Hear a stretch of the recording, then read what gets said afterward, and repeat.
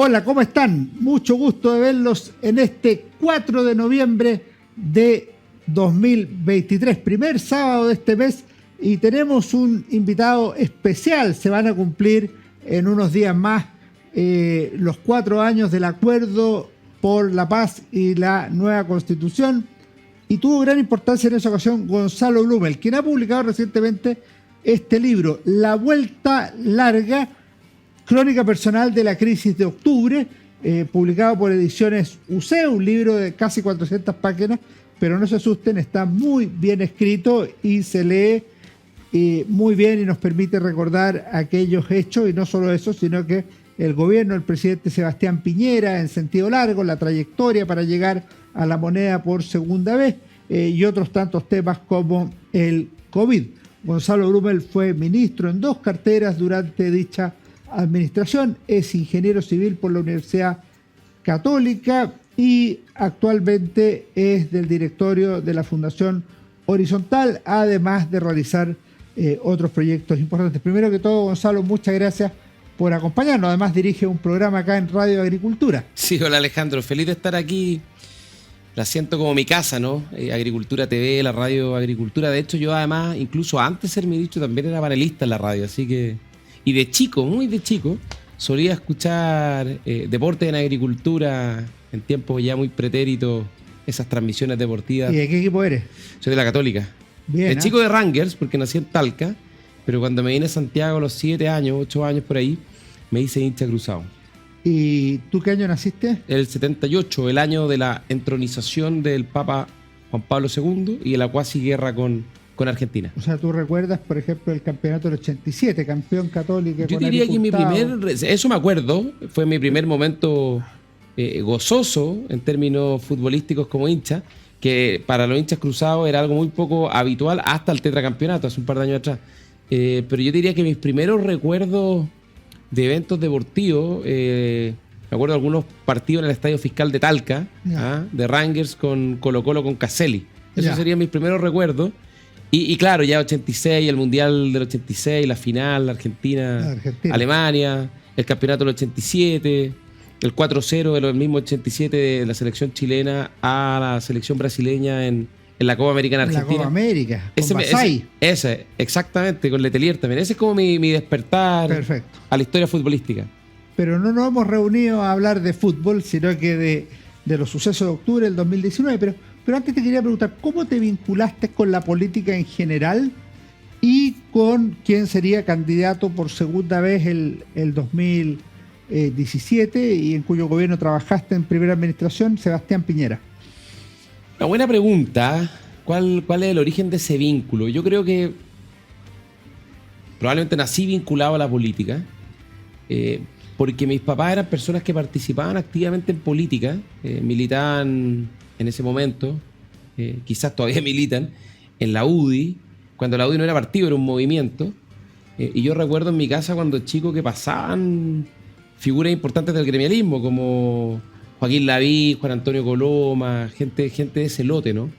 Y además en mi familia, por el lado de mi mamá, hay un tronco histórico, familiar, muy vinculado a la política en Chile, particularmente el caso de Enrique Maquíver, ¿no? Y gran prócer político radical, pero la vertiente liberal del radicalismo, digamos. Y que bueno, fue parlamentario, fue diputado, fue senador, fue ministro de Hacienda y también fue ministro del Interior. Creo que con Jorge Montt, después de la guerra civil. Poquito después de la guerra civil. Sí. De hecho, él fue uno de los diputados. Bueno, el Parlamento suscribió, digamos, el acta de oposición o de rebelión frente a Balmaceda, eso tú lo sabes mejor, pero él, lo que se contaba en la historia y en la trastienda, o sea, en la mesa, sobremesa familiar, era que él fue uno de los impulsores, digamos, de esa declaración del Congreso, ¿no? Así fue. Y por lo tanto, yo pasé, bueno, prácticamente todos los veranos de mi vida en la casa familiar en Constitución, donde era Enrique Maquíver.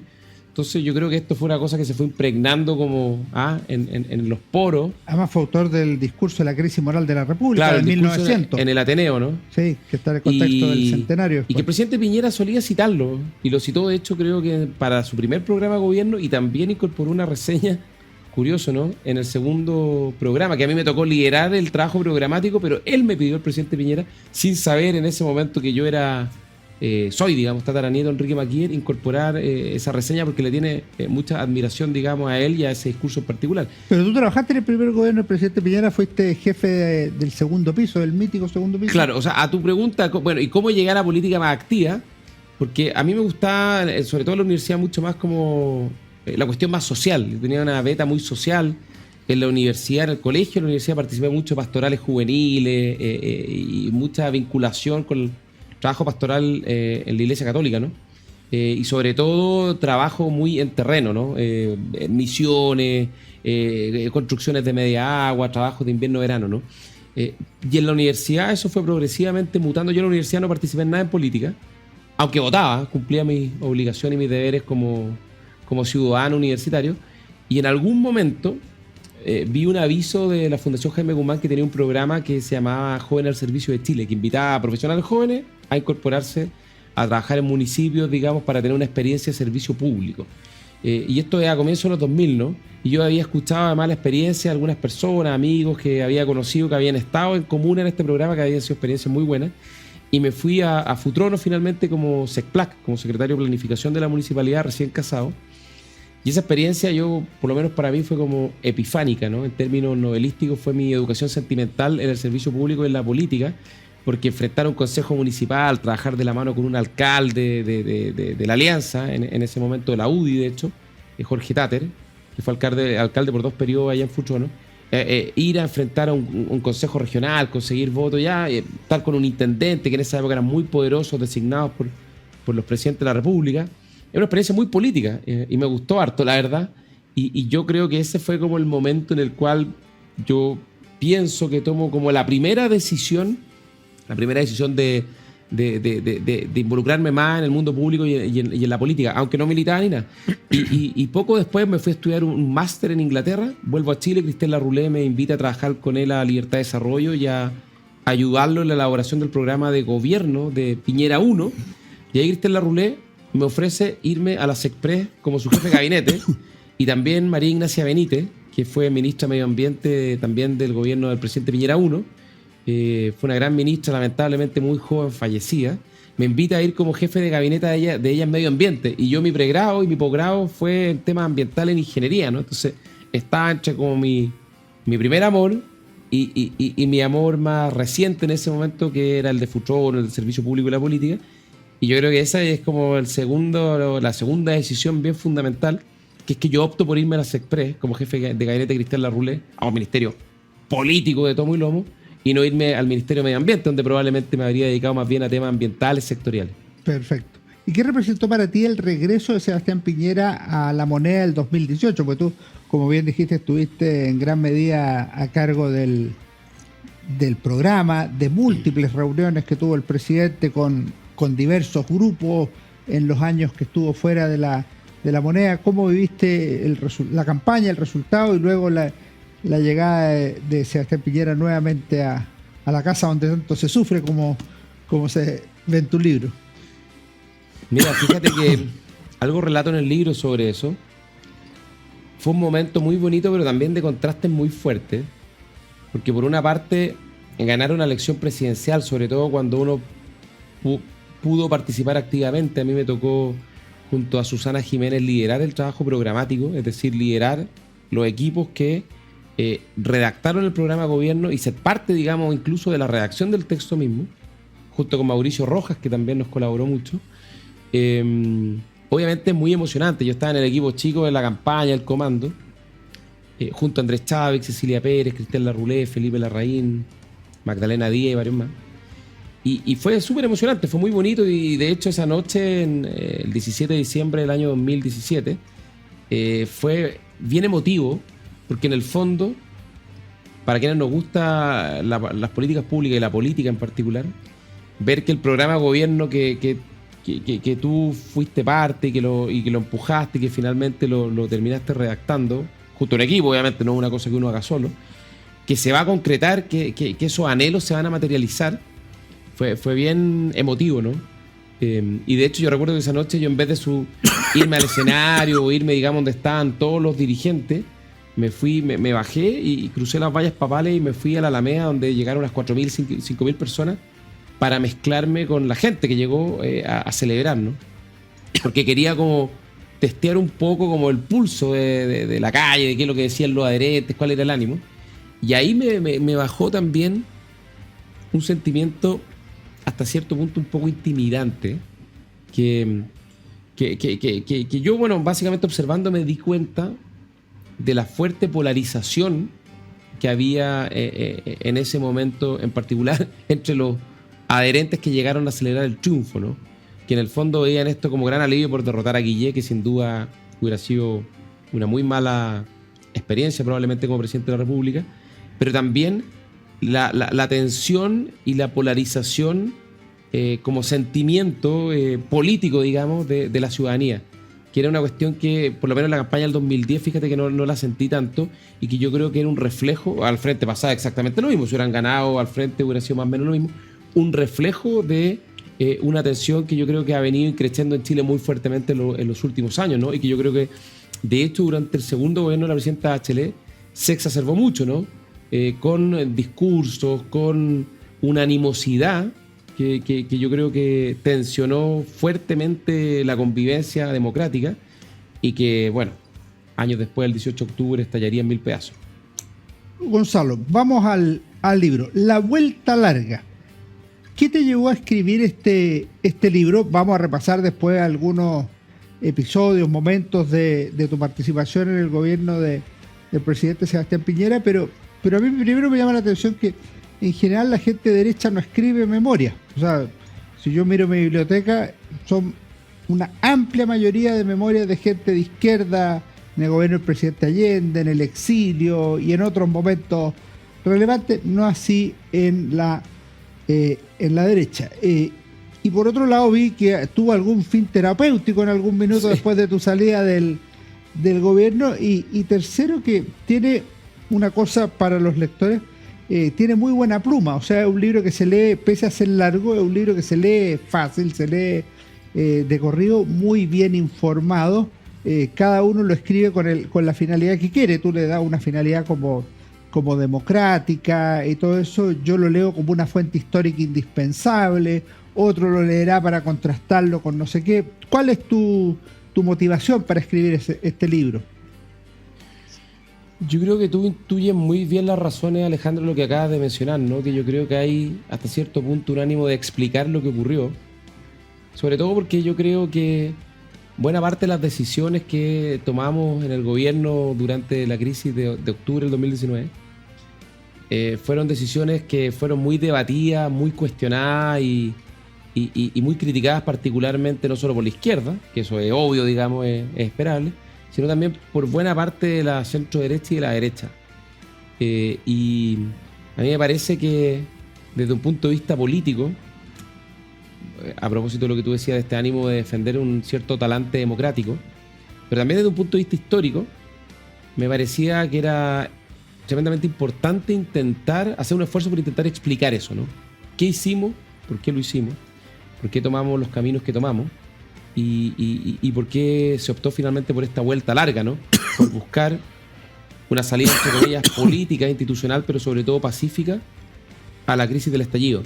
Y eso yo lo sentí hasta cierto punto como un deber. Ciertamente después se transformó en un ejercicio entre terapéutico e incluso medio literario, ¿no?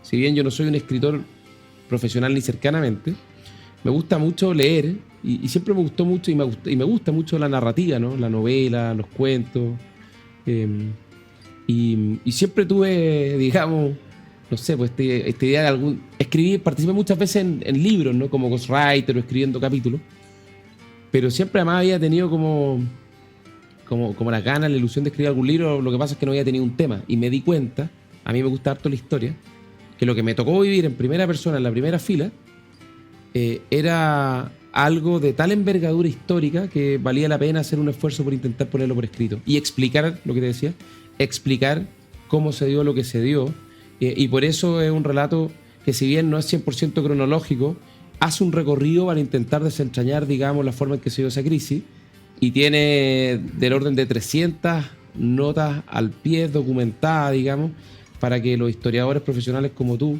tengan, digamos, una fuente que puedan consultar, digamos.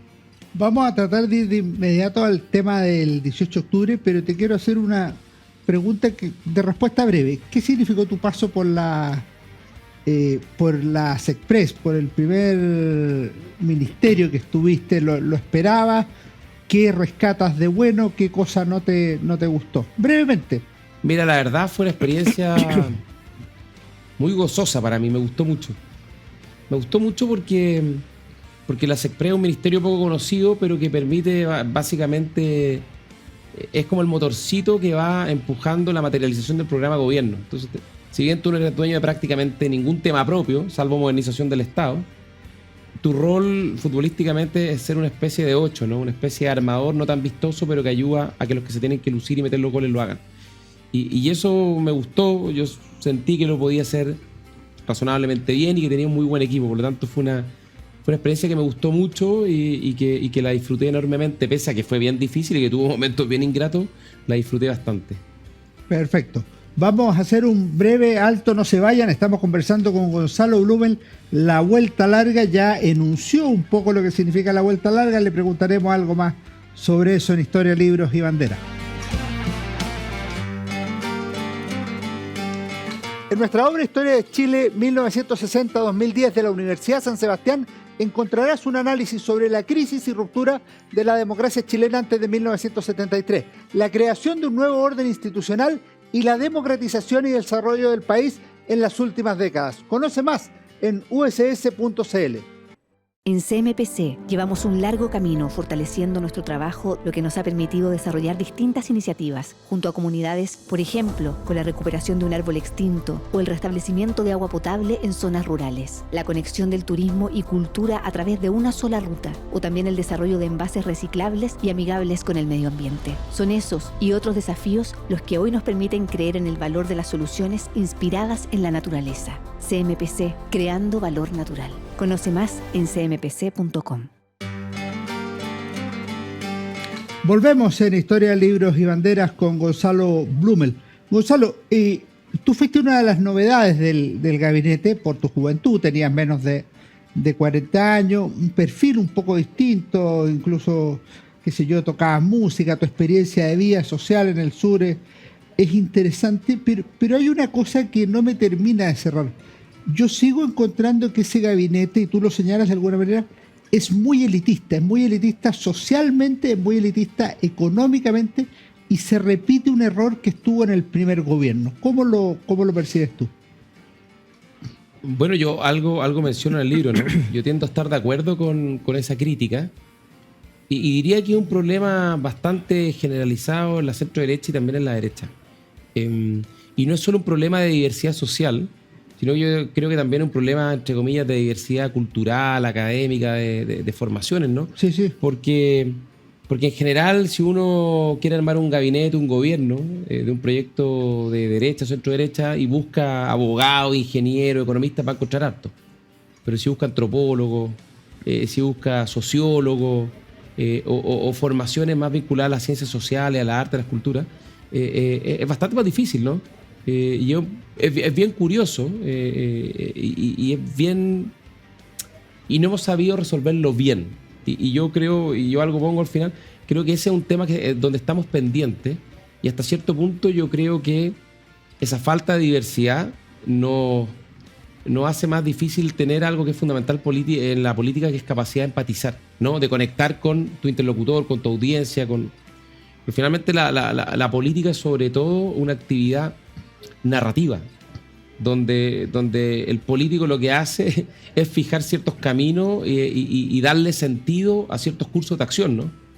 Intentar convencer a la gente de que se embarque, digamos, en un cierto plan, en una cierta idea y avance en cierta dirección.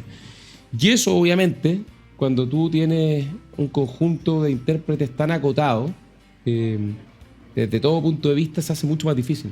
Y creo que eso es un déficit que hay que hacer los máximos esfuerzos por subsanar, fíjate. En el libro tú haces una reflexión que yo no he visto en otros trabajos y que me parece muy, muy lúcida, muy, muy valiosa. El deterioro de la política, de la convivencia política, de la capacidad de llegar a acuerdos, de la vida parlamentaria, incluso la vida de los partidos, venía de antes, no solo del 18 de octubre, sino de antes del regreso del presidente Piñera a la moneda. ¿Por qué tú adviertes ese problema y por qué lo encuentras relevante para la crisis que se desata en Chile al final?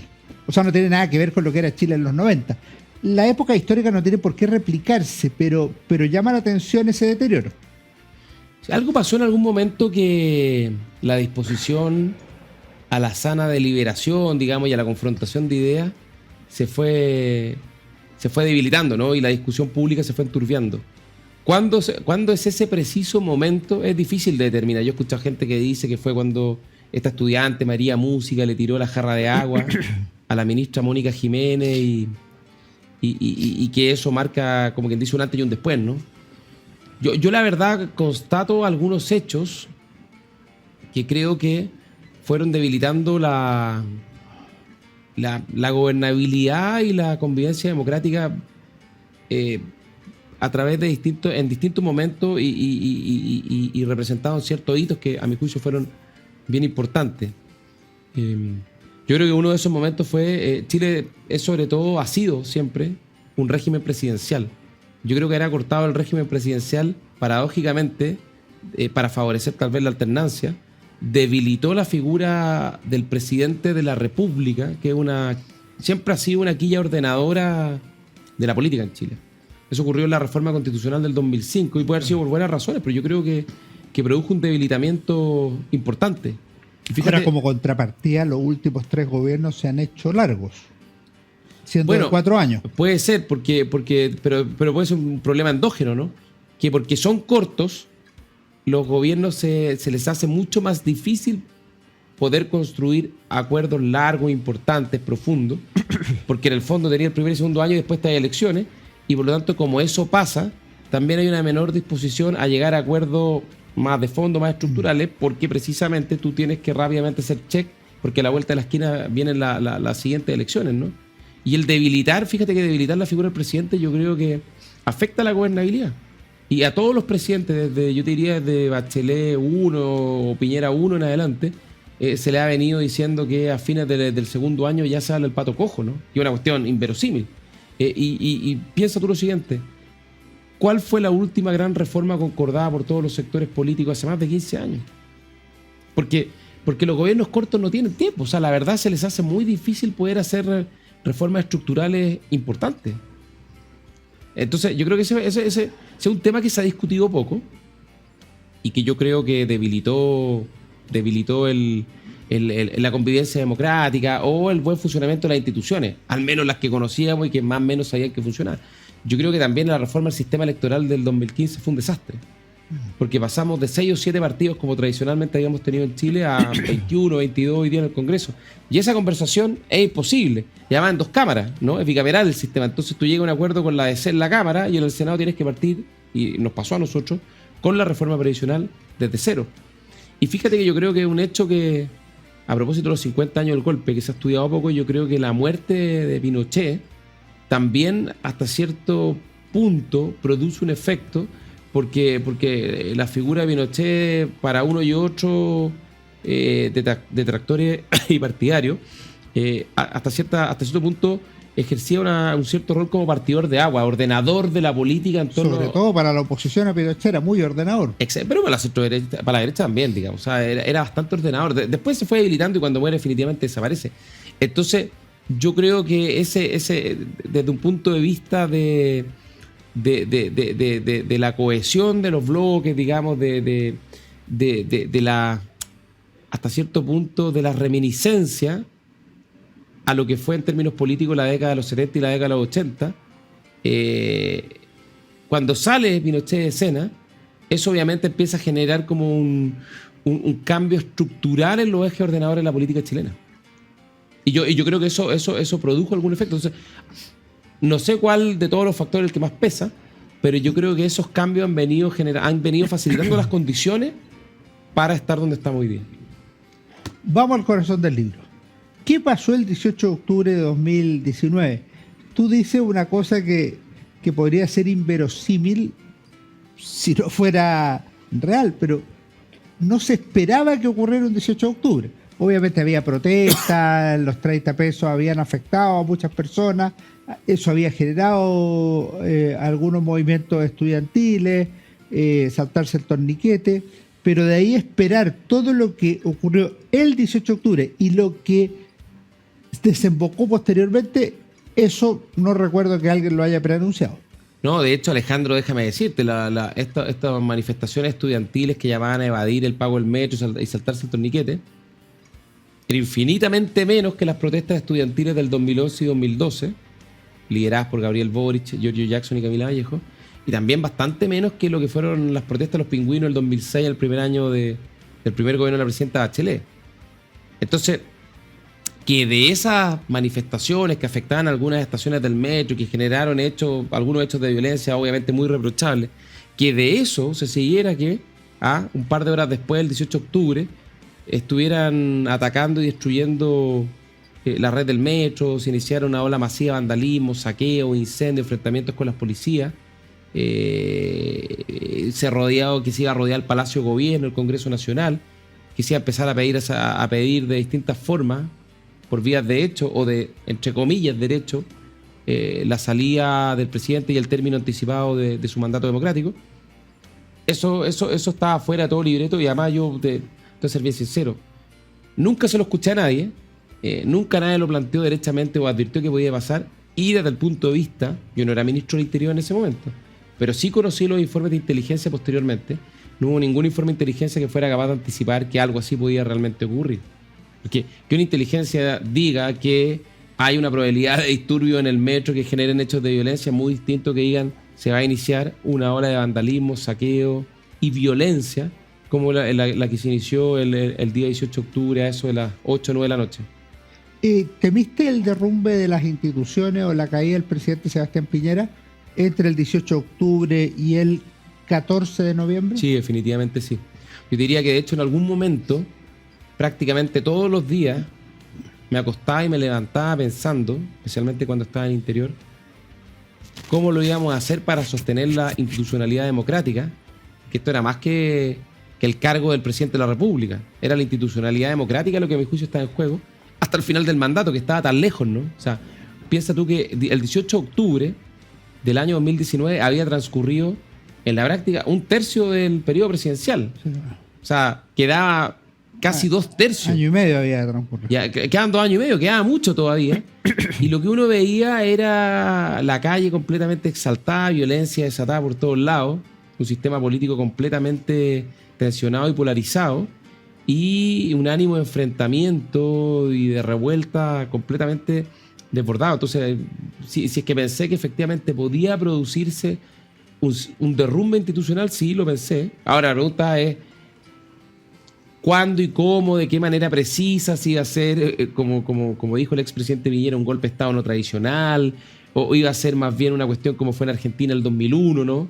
O como fue con Evo Morales, donde vino un general una semana antes del acuerdo por la paz y la Constitución en noviembre, ¿no? Evo Morales tuvo también una serie de revueltas callejeras por su intento de alterar el resultado de las elecciones y reelegirse, ¿no? El año 2019. Y vino un general y se paró y dijo, bueno, ¿sabe qué más? Quizás sería bueno para calmar la situación que el presidente evalúe su continuidad en el cargo. No sé cómo, y nunca lo vamos a saber, cómo podría haber pasado, porque así son estos procesos históricos.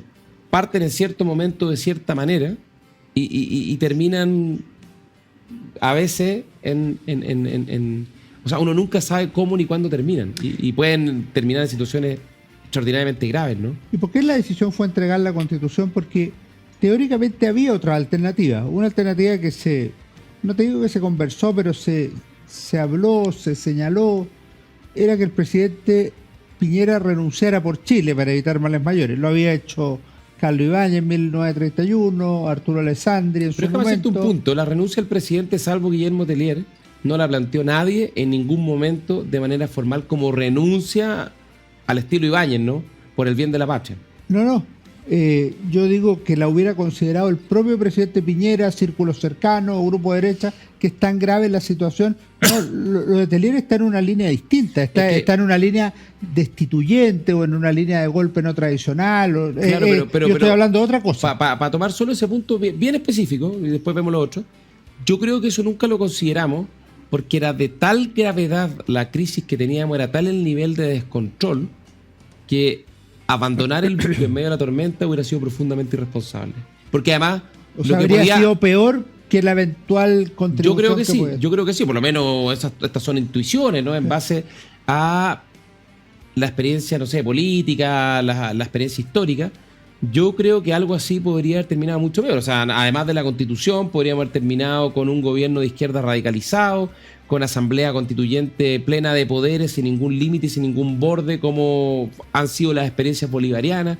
O sea, en el fondo, sostener la continuidad democrática del gobierno y la continuidad del funcionamiento de las instituciones del Estado y de la democracia, a mi juicio, es un valor fundamental que era muy importante resguardar. Y la renuncia del presidente, nunca lo vamos a saber, quizás podría haber calmado las cosas, pero yo creo que es muy ingenuo pensar que eso hubiese terminado con lo que estaba ocurriendo. Yo con los datos de lo que ocurre, al menos mi posición, es que la renuncia del presidente Piñera en ese minuto, hubiera sido por patriotismo, por lo que sea, no hubiera detenido el cambio constitucional, de manera tal... Ni tampoco la revuelta. De manera tal que no justificaba hacer esa renuncia por patriotismo, por la causa que se invocaba.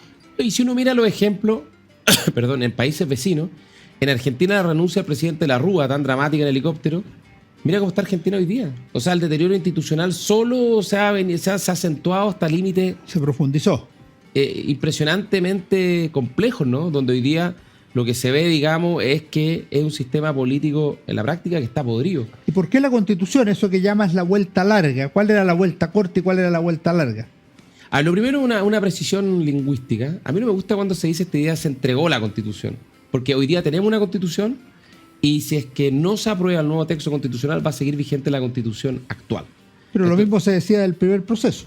Por supuesto, pero en el fondo lo que se hizo, para ser más preciso... Perdón, se decía el primer proceso y no se cumplió. Por eso, pero lo que te quiero decir es que lo que se hizo fue poner en discusión el pacto constitucional. Más que entregarlo, decir, ¿sabes qué más?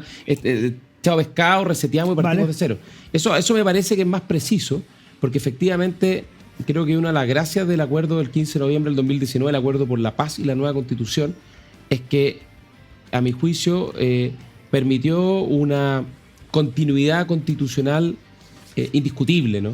Y el Estado de Derecho siguió funcionando, amenazado, atenazado, no desbordado, pero con intentos de desborde, digamos, de ciertos grupos, particularmente de izquierda más radicalizada, pero siguió funcionando. Y yo creo que eso es bien importante. Y lo segundo es que, mira, la política no es una ciencia exacta, ¿no? Sino que es una disposición y una actitud que a partir de un conjunto de acciones y sobre la base de los hechos reales y no de la teoría, te permite avanzar, digamos, intentar avanzar en ciertas direcciones. Y nosotros a partir del 18 de octubre, y esto yo lo relato en el libro, creo que aplicamos prácticamente el manual completo de las crisis políticas, ¿no? El presidente primero reconoce el problema, revierte la medida que gatilla el conflicto, ¿no? Que es el aumento de los 30 pesos en el transporte público, propone a los pocos días una generosa agenda social, digamos, que lo que busca es hacerse cargo de todas estas demandas que fueron surgiendo con el curso de los días después del estallido, hace un cambio de gabinete muy profundo, quizás el más profundo desde el retorno a la democracia, al descabezar completamente a su equipo económico y a su equipo político el día 28 de octubre. Convoca obviamente a los partidos de oposición y del oficialismo a la moneda y nada da resultado. La violencia no solo no bajaba, sino que muchas veces parecía aumentar. Y esa tensión, esa entropía que se iba acumulando, yo creo que con el curso de los días de la semana, en la medida que no se lograban causar, empezó a poner en riesgo el funcionamiento de nuestra institucionalidad democrática. Y el riesgo creo que fue límite la noche del 12 de noviembre.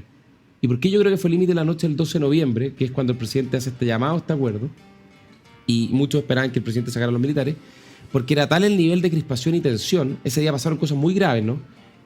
quemaron y atacaron la gobernación e intendencia en Antofagasta y Concepción, quemaron la iglesia de la Veracruz en Las Tarrias, todo esto transmitido en vivo en directo en cadena nacional, por los canales de televisión, por las redes sociales, y atacaron 2 unidades militares.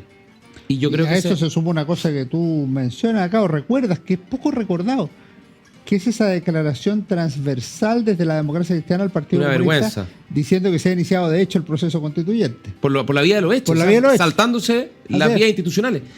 Y yo diría que esas dos cosas, este portazo que le da la oposición, la centroizquierda y la izquierda, porque esto no fue el Frente Amplio, esto fue una declaración que fue desde la democracia cristiana hasta el Partido Comunista. Todos cerraron la ventana a una salida política institucional y pacífica a la crisis de octubre de 2019. Y en segundo lugar, el ataque a las unidades militares y la respuesta del ejército diciendo que la próxima vez van a responder con toda la fuerza, lo que puede ser muy correcto desde un punto de vista formal, pero también puede representar el inicio de una crisis mayor que se termine transformando en un conflicto con traumas irreparables para la convivencia y para la sociedad chilena.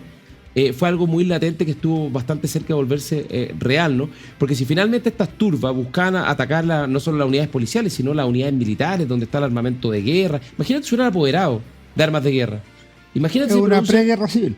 Exactamente. Entonces, ahí llegamos a un límite que por lo menos a mí me parece, y que fue la decisión que tomó el presidente, muy correcta a mi juicio, y muy incomprendida además, y eso es lo más difícil de todo, pero eso demuestra el valor y el coraje de la decisión, que fue finalmente incluso ir contra las tentaciones o las tendencias mayoritarias dentro de la propia coalición para optar por algo que yo creo que era muy importante, ¿no? Darle un cauce institucional y pacífico a la crisis y evitar un quiebre mayor que pudo haber terminado con decenas o cientos de heridos y muertos. Y eso hubiera sido una fatalidad histórica para Chile. Gonzalo, vamos a hacer un pequeño alto y volvemos para terminar nuestra conversación sobre La Vuelta Larga, un excelente libro que recomiendo especialmente porque narra de primera mano crónica personal de la crisis de octubre. En nuestra obra Historia de Chile 1960-2010 de la Universidad San Sebastián encontrarás un análisis sobre la crisis y ruptura de la democracia chilena antes de 1973, la creación de un nuevo orden institucional y la democratización y desarrollo del país en las últimas décadas. Conoce más en uss.cl. En CMPC llevamos un largo camino fortaleciendo nuestro trabajo, lo que nos ha permitido desarrollar distintas iniciativas junto a comunidades, por ejemplo, con la recuperación de un árbol extinto o el restablecimiento de agua potable en zonas rurales, la conexión del turismo y cultura a través de una sola ruta, o también el desarrollo de envases reciclables y amigables con el medio ambiente. Son esos y otros desafíos los que hoy nos permiten creer en el valor de las soluciones inspiradas en la naturaleza. CMPC, creando valor natural. Conoce más en cmpc.com. Vamos a nuestro último bloque. Hemos tenido una grata conversación este primer sábado de noviembre con Gonzalo Blumel, a esta altura ministro del Interior del gobierno del presidente Sebastián Piñera, ya a mediados de noviembre. ¿Cuál es tu evaluación del comportamiento de las izquierdas después del 18 de octubre? Yo advierto distintos criterios, distintas miradas, depende de quién se trate. A ver, en primer lugar yo diría que el título general de la canción es más bien una mirada muy crítica, porque en el caso de la izquierda más radicalizada o la izquierda más pura, más químicamente pura, a mí me parece que es una involución democrática total, ¿no? O sea, en el fondo lo que hubo fue un ánimo de quebrar, digamos, la continuidad democrática de nuestra institucionalidad. No hubo lealtad democrática. No, absolutamente. O sea, yo creo que esa cuestión es bien indiscutible, y de hecho a mí me parece hoy día que es una falta de coraje que no lo reconozcan. Por último, que lo reconozcan, que lo digan, sí, queríamos sacar al presidente Piñera y queríamos quebrar la continuidad democrática porque no nos gustaba, porque consideramos que lo hacía pésimo, pero que lo digan, que se hagan cargo de lo que hicieron. Pero tampoco tengo mucha expectativa con ese mundo, así que da un poco lo mismo. Para mí, yo diría el principal misterio y la principal decepción es más bien la actitud de la centroizquierda. Porque yo creo que la centroizquierda es un conglomerado que hoy día está bien debilitado, ¿no? Pero que fue bien importante para Chile, ¿no? Que lideró probablemente buena parte de los mejores años en cuanto a progreso, en cuanto a la construcción de lo que somos como país, en particular del 90 en adelante, ¿no? O sea, y sobre todo ese periodo que va entre el 90 y yo diría el 2014, que es cuando finalmente la centroizquierda empieza a renegar de sí misma, ¿no? De lo que es su proyecto político. Esto es con el inicio del segundo gobierno de la presidenta Bachelet. A mí me parece un misterio esa vergüenza que sintieron por su obra, ese silencio frente a la violencia y ese renegar de sí mismo y de su propio proyecto político y de su historia, y esa hasta cierto punto subyugación política que tuvieron con el mundo del Partido Comunista y del Frente Amplio. Para mí es completamente incomprensible. Que a la larga significó además una derrota política electoral. Es discutido, o sea, en el caso del PS no, porque el PS sigue con buena salud electoral, ¿no? Pero sacó un 5 o 6% en la última elección, que es lo más bajo que ha tenido en los últimos 30 años. No, yo creo que en general no le ha ido bien con esa estrategia, pero es como una especie de síndrome de Estocolmo, ¿no? Y de hecho nosotros lo experimentamos al comienzo de nuestro gobierno, cuando el PS toma una decisión estratégica de dejar de mirar su alianza natural con la centroizquierda, la DC, el PPD y los radicales, e ir a buscar acuerdos con los más duros de la izquierda, básicamente el Partido Comunista y el Frente Amplio. Y desde ese momento, desde casi el 11 de marzo del año 2018, cuando asume el segundo mandato del presidente Piñera, el PS que lideraba la Cámara de Diputados y el Senado fue profundamente duro y obstructivo contra el gobierno, ¿no? Y es curioso que hoy día reclamen a propósito que lo acusan de sequía legislativa, contra la obstrucción del Congreso y que no les cumplen la urgencia de sus proyectos de ley, cuando nosotros lo único que hacían era bloquear y obstruir nuestra agenda legislativa. Por donde pecas pagas, como dice. Pero creo que igual eso es malo, y por lo tanto ese silencio frente a la violencia, frente al refundacionalismo, frente al octubrismo, ¿no? Que yo creo que valientemente, aunque tardíamente, pero con coraje lo reconoció la actual presidenta del PS, Paulina Bodanovich. Me parece que es un silencio inexplicable, incomprensible para la psiquiatría política en la práctica, que además que creo que ha facilitado un autosaboteo del propio proyecto histórico de la centroizquierda. La renovación socialista hoy día al final, ¿qué es lo que es? Es casi una nota al pie de página de los libros de historia. Y respecto de la derecha, a mí me llama la atención ahí dos cosas. Primero, que en la narración que tú haces hay constantes disputas al interior de Chile Vamos. Hay un celo por la primacía del ministro Blumel y el ministro Briones, ambos de Bópoli, que no son de los partidos más grandes de la coalición. Hay desafección, hay votos cruzados en leyes emblemáticas sobre el retiro del 10%, y por último hay filtraciones. Tú narras las peleas con la UDI, que como la UDI al final no quería tu continuar. Y para terminar, y además en el votante de derecha, el presidente Piñera pierde gran parte de su respaldo en las encuestas. Claro. ¿Cómo evalúa eso? Yo diría que yo puedo entender que a buena parte de la centroderecha, en particular a los partidos más grandes, les gustara poco que Hacienda e Interior estuviera en manos de dos ministros de Bópoli, ¿no? Ahora, lo puedo entender, pero me cuesta justificarlo, porque era tal el nivel de la crisis que para mí ese tipo de hasta cierto punto frivolidades políticas, que es, digamos, la aspiración por los cargos, en tiempos normales ya es malo, pero en tiempos de crisis es mucho peor. Porque estábamos literalmente jugando, tentando el destino, tentando la suerte, ¿no? O sea, un barco en medio de la tormenta donde la tripulación, es decir, la propia coalición, empezaba a entrar en conflicto permanente entre sí. Creo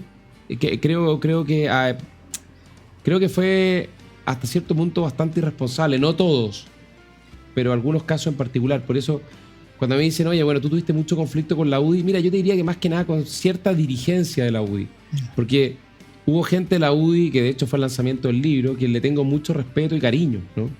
Desde, no sé, Pato Melero, el mismo Jaime Belolio, Guillermo Ramírez y Memo Barro y varios más.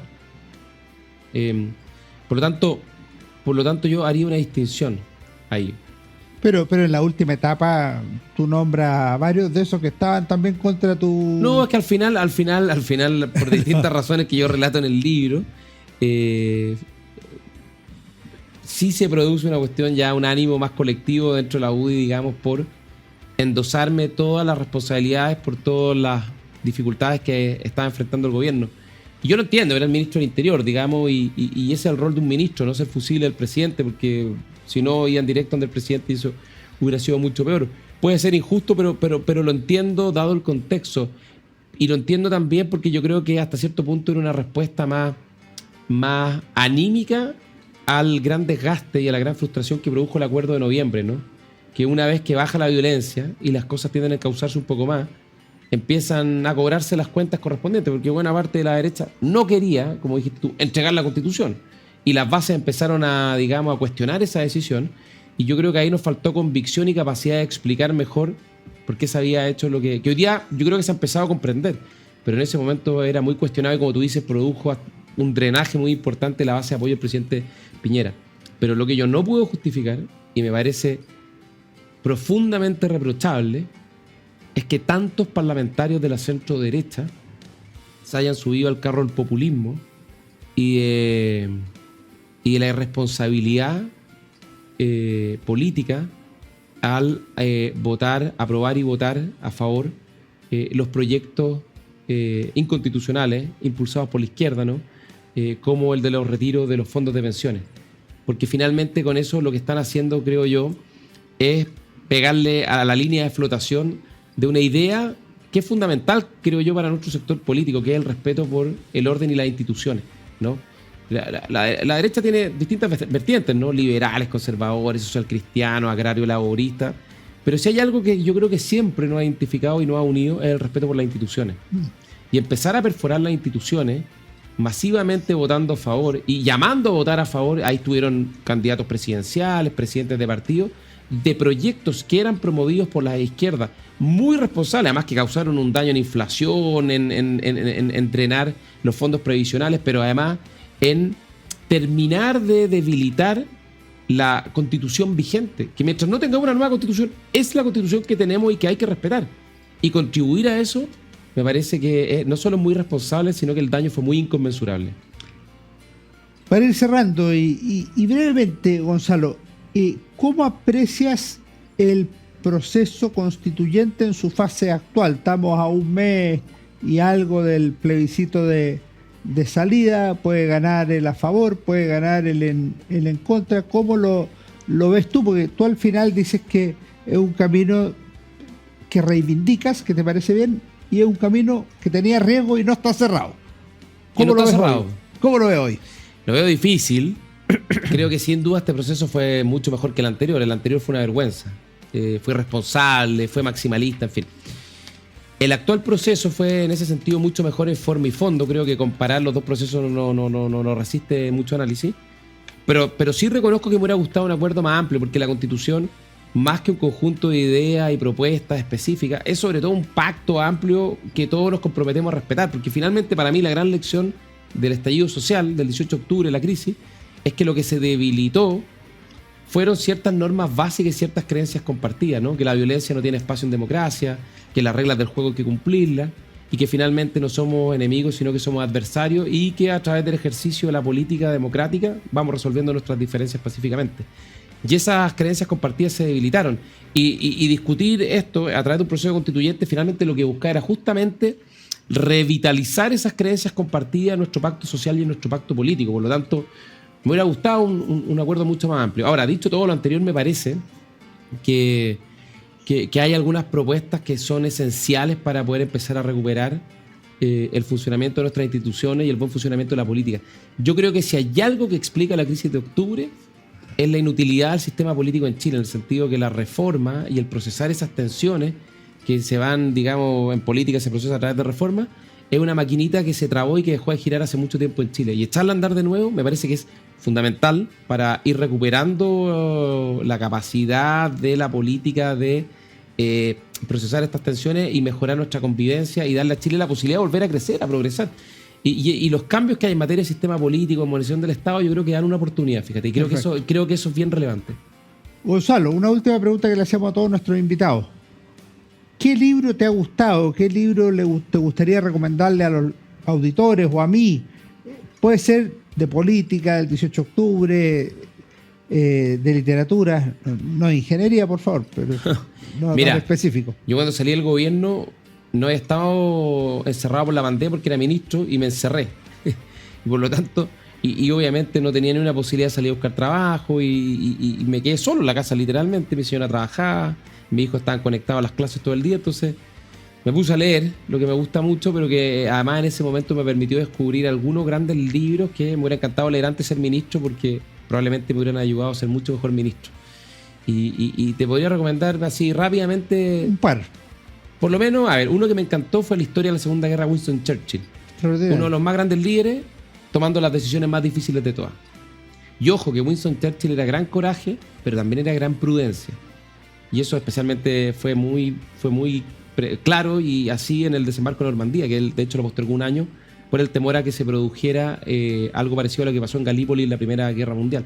Entonces, aprender de la experiencia de esa historia y de un liderazgo como Churchill, para cualquier persona que le guste la política, me parece que es muy aconsejable.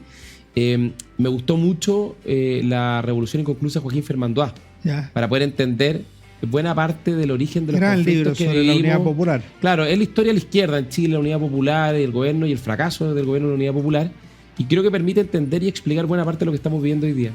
Y el tercero y último, para cerrar, uno que me encantó, que ya está en el ámbito de la literatura, aunque no es propiamente ficción, sino que es más bien una crónica de Javier Cercas, que es Anatomía de un instante. Gran libro sobre el 23F. Exactamente, sobre el golpe de Estado que le hacen a Adolfo Suárez, Sí. 1982, 83. 81. En la transición democrática de España, porque además que él lo ejemplifica en tres grandes líderes, ¿no? El presidente del gobierno español, Adolfo Suárez, ex franquista, el vicepresidente, ex militar, digamos, y el líder del Partido Comunista, se me da el nombre ahora, que son los únicos tres que se quedan de pie y que enfrentan el golpe militar mientras todo el resto del parlamento se escondía bajo sus pupitres. Y creo que relata muy bien lo que significa ser verdaderamente un político. Anatomía de un instante, Javier Cercas. Gran libro de Javier Cercas, gran escritor por lo demás español. Yo te tengo un regalo que no llega a la altura de esos grandes autores. Juventud, Rebeldía y Revolución, un libro mío sobre la toma de la Universidad Católica, el reformismo y el pensamiento universitario en los años 60, que es un libro mío que pienso que te puede interesar. No, muchas gracias. Además que me gustó mucho, la otra vez me regalaste el de Almacea, ¿no?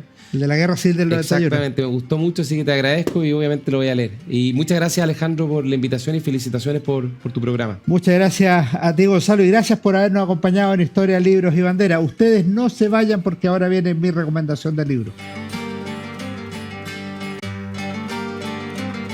Hola, ¿cómo están? Soy Alejandro San Francisco y en nuestro programa Historia, Libros y Banderas, esta semana queremos sugerir un libro de Gabriel Salazar, Acción Constituyente, un texto ciudadano y 2 ensayos históricos. Gabriel Salazar es un gran historiador, Premio Nacional de Historia, historiador popular del mundo del trabajo, del mundo político en los siglos XIX y XX chilenos. Pero también es una persona que tiene un pensamiento sobre el poder constituyente en los siglos XIX, en la formación de la República, XX en torno a la Constitución de 1925, en el grupo alternativo y en este siglo XXI.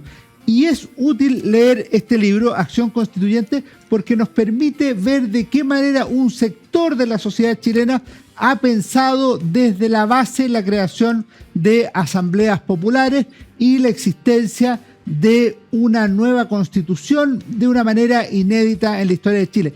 De alguna forma eso es lo que permite entender las pulsiones que estaban detrás, no del 18 de octubre necesariamente, sino que de los días posteriores cuando se habló de una nueva constitución. Gabriel Salazar, Acción Constituyente. Nos vemos en nuestro próximo programa. Que estén muy bien.